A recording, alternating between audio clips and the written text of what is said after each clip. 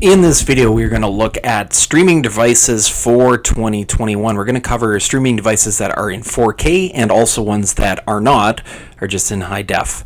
All of these will be in coordination with Consumer Reports. Before we get to all this, I'd just like to point out that if you are going to do some streaming, it's not a bad idea to check out the IP Vanish services. They've got a couple of deals on right now. These deals are constantly changing throughout the year, so click on the link in the description below if you'd like to surf the internet in anonymity. Now, just before we get to this, we are going to have ratings in 5 categories. I won't read these over, but the first one is going to be the picture quality you get from your device.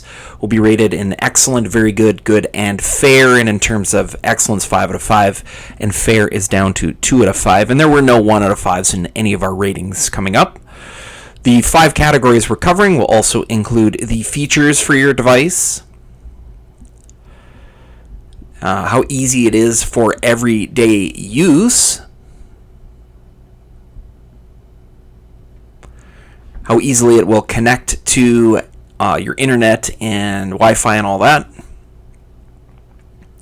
and lastly, how easy it is to set up for the first time. Out of all the ratings, the first time setup is probably the one that varies the most. Some are excellent, going all the way down to fair. So right off the start, we're going to talk about our NVIDIA Shield TV Pro Streaming, which came in at an 84. It also is one of the larger price tags for this one, but this device is actually able to take lower quality video and increase it. So that could definitely be something useful if you're wanting to stream in 4K. In terms of our ratings, not the most outstanding ratings, but we do have an 84 overall. Now, there are a bunch of 83, including the Amazon FireTV Cube, our second generation, at $100. This device it's a little bulky, so you're going to need a place to have it as you're using it. And additionally, too, our ratings are pretty good for this one.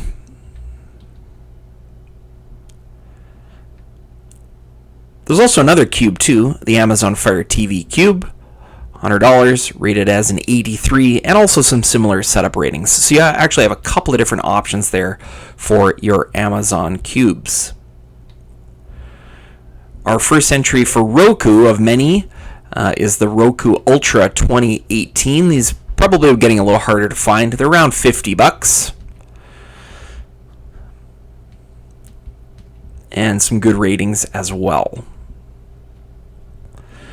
The Roku 2019, this one might be a little bit easier, but you can see the price tag is a little higher for this one, being it is a year newer, and also has some similar ratings.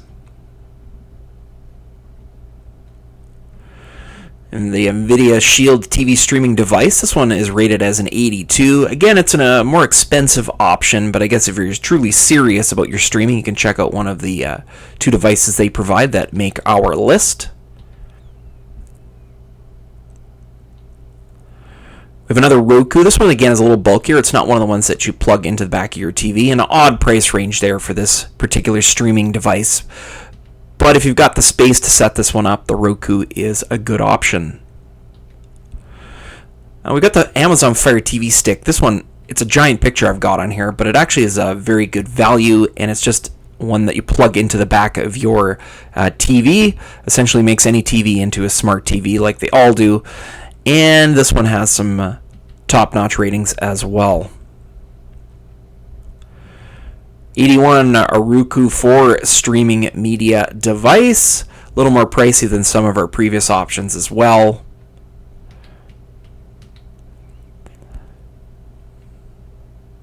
And our first Google Chromecast, the Ultra, priced at $70. Gets an 80 rating.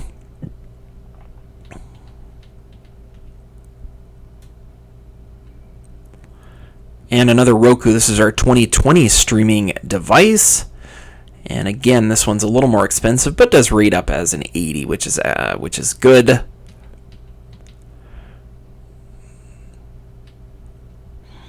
And we have the Roku Streaming Plus, the headphone edition. This one's a little more reasonably priced. It does rate down as a 78 though.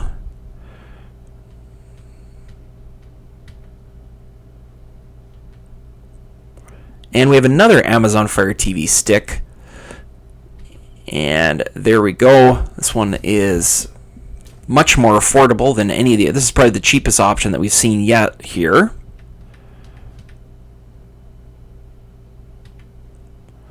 And our Google Chromecast with Google TV. Now this one, around $50, rates in at a 77. I got a feeling that this one could be maybe the breakout device of 2021. It's Google TV is coming with some excellent options in the future. Sounds like it's going to be putting all kind of the streaming platforms in one spot. And yeah, so this could be a definite option. I got a feeling that the scores are probably going to go up next time ratings are revealed. Apple TV has a couple of entries here in a row. They're a little expensive and rate as a 77.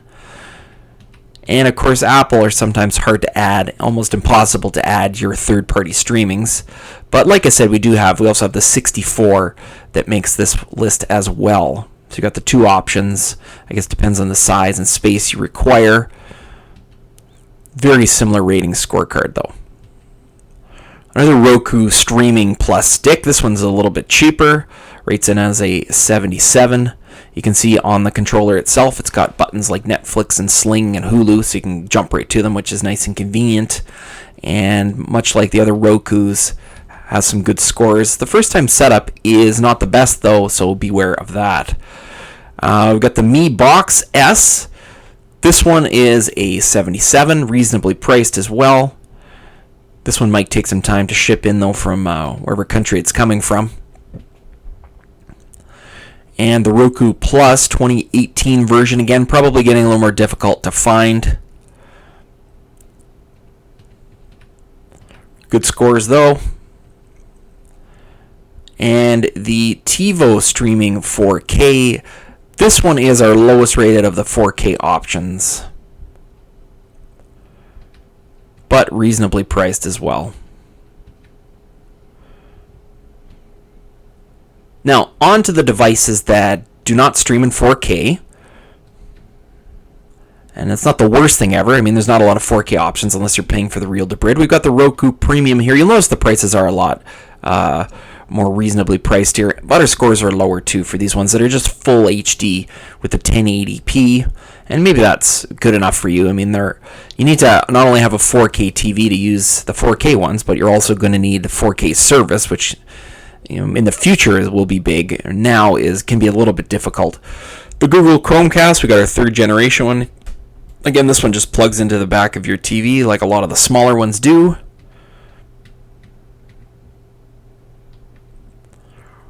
And we've got the Amazon Fire, the Lite version. This one is maybe one of the cheaper ones on the list. And again, it doesn't have the 4K, but it does have the Alexa, and it's a good option. And the Roku Premium 2018, again, at $27, might be a little harder to find. Our scores are starting to get into the low 70s now. So again, it's coming time to balance the cost versus the rating. We got the 2019 Express here. We're rating down at 69. Nothing funny about that.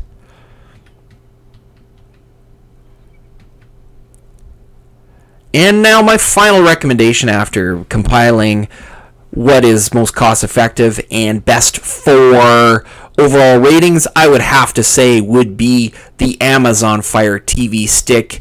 This is the 4K one, rates in at 81. You can get the other ones that aren't 4K for cheaper and cheaper prices until you're finally getting down to the ones that are the Lite version, which works excellent.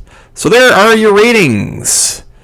I'd like to inform you that this video was recorded using the Cloner Alliance Box Pro. It acts as a VCR, PVR. You can record anything with it. Click the link in the description below if you would like to check it out.